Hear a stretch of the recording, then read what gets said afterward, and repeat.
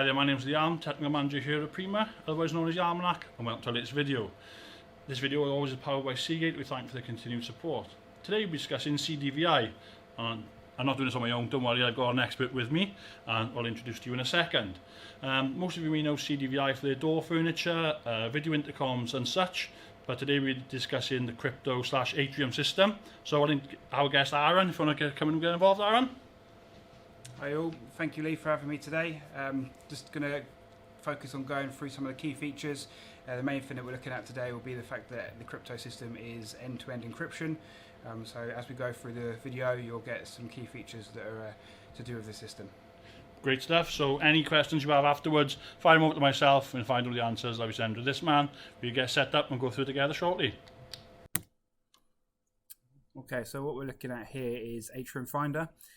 You can download this via an app store as well, so Google Play or the Apple Store.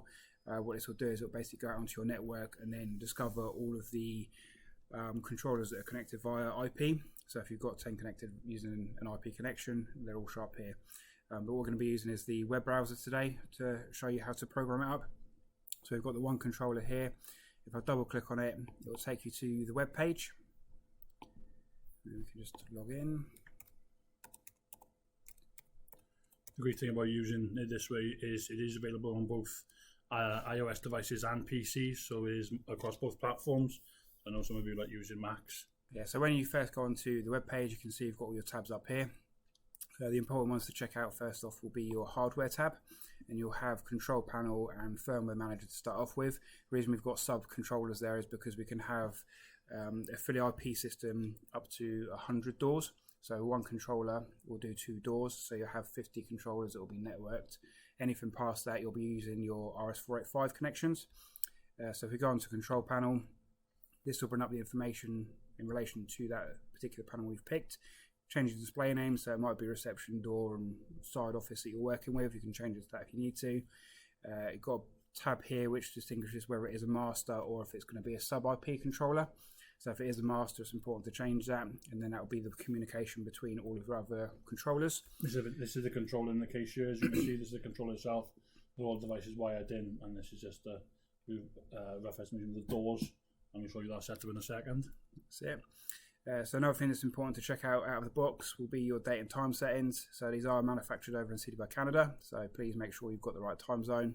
Obviously we're trying to set up access levels and schedules, so it's important to make sure that's relevant.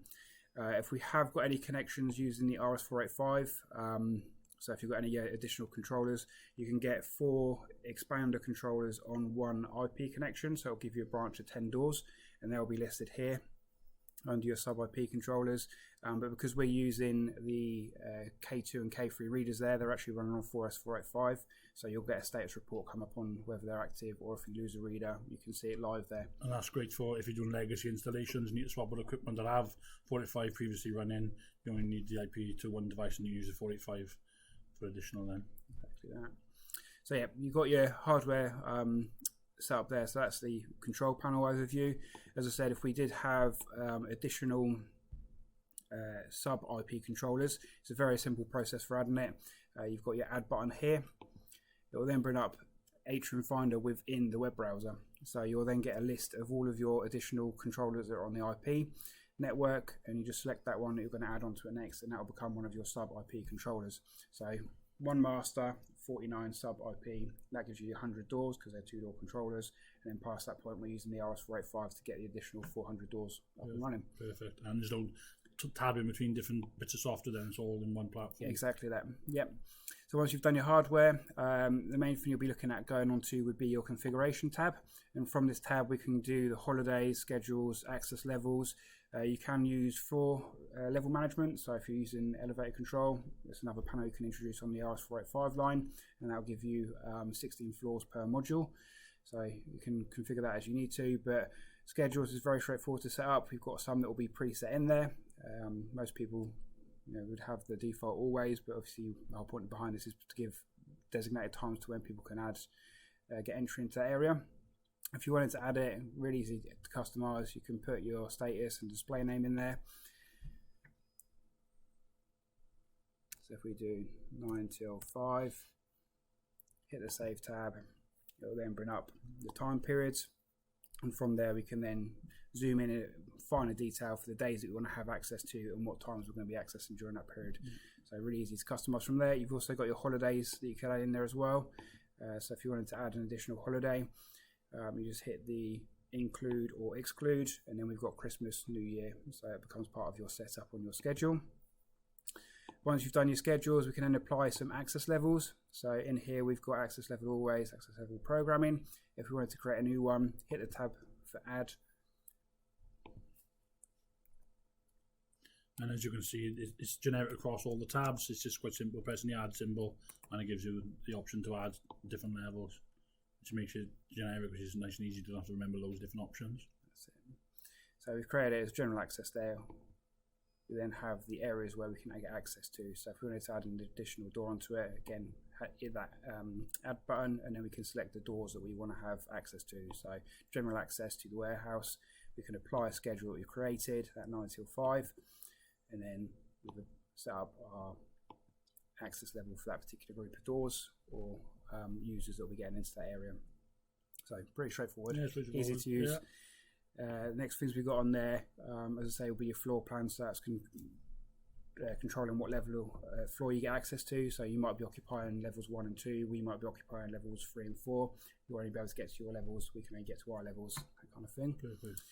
You can create up areas as well. So if you've got multiple doors that are going into one area, you just label it up as the warehouse or the canteen, and then you can select that as part of an access group for who gets access into those areas. And then we've got our user tab. So under here we've got users, muster and report, and cards. Muster and report is quite a good little feature on there. You can link it to an email via an input, and this will tell you who's inside, who's outside, or if they're unknown.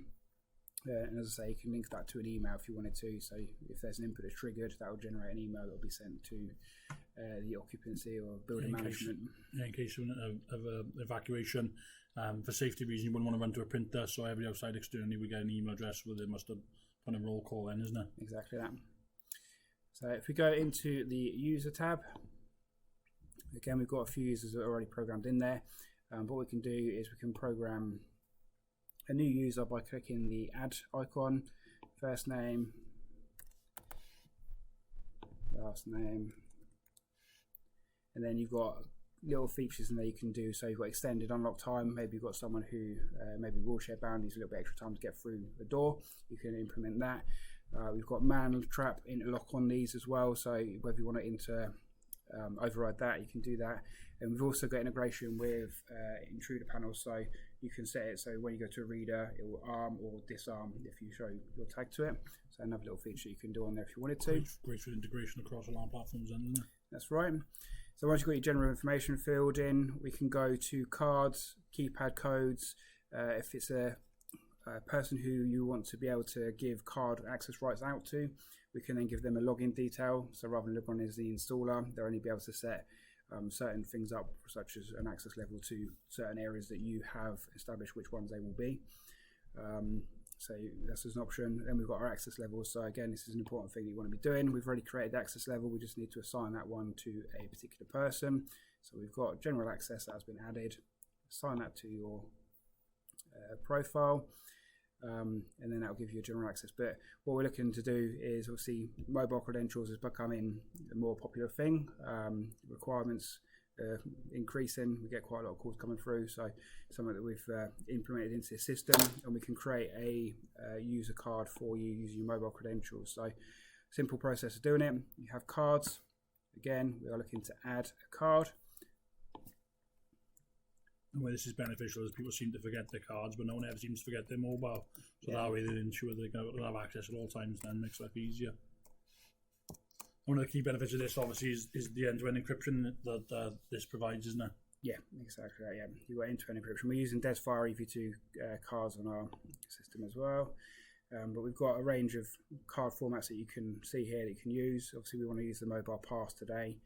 So if I click that, hit save, you'll then generate a unique card number for it, and then you've got the option to either email that to your end user. We can bring up the code that they can then copy onto their phone if they want. Obviously it's a little bit of getting the code in by yourself, but then we've got the option to scan as well, which is usually a popular choice to go from. So once you select your scan, you can go to your cog, which will select your readers. So we've got various different readers here to pick from. If we go for the K3, which is one of the bottom keypad readers down there. Which one of these two, yeah? That's it. And then what we can do, we can select it, and then if we do start scanning, you'll have 30 seconds to then present your phone. And you can tell, is this one here is blinking away slightly different to the others?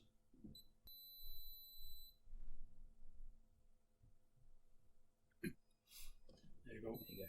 So that's added. There's the arms one back. Yeah, so it's now added that credentials to your mobile. So it's a pretty straightforward process for doing it. As I say, you can either do it via scanning or the email. So that now gives me access to whatever you've given my credentials access to, so relevant exactly doors, that. relevant floors, and everything similar to what I did in generic enrollment card. That's right. So if you go onto the events, you'll then be able to see that you've got an access granted via. There you go. You've got access to the door. Access granted. Just try another one. There you go. Just to show you it does work across all the doors that have been assigned. So nice and straightforward. But another thing you can see through here as well, this is a nice little feature just for adding cards. So if you've got a proximity badge that you wanted to add onto the system, rather than having to type in the code, you can present it to a reader, and then you'll get an option here to Assign add. that. Yeah. So I've actually got one.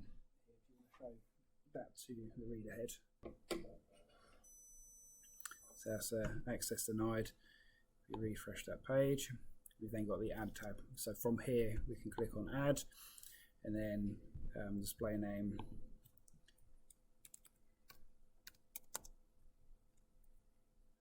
Atrium tag, save that, and then you get the option to assign a user.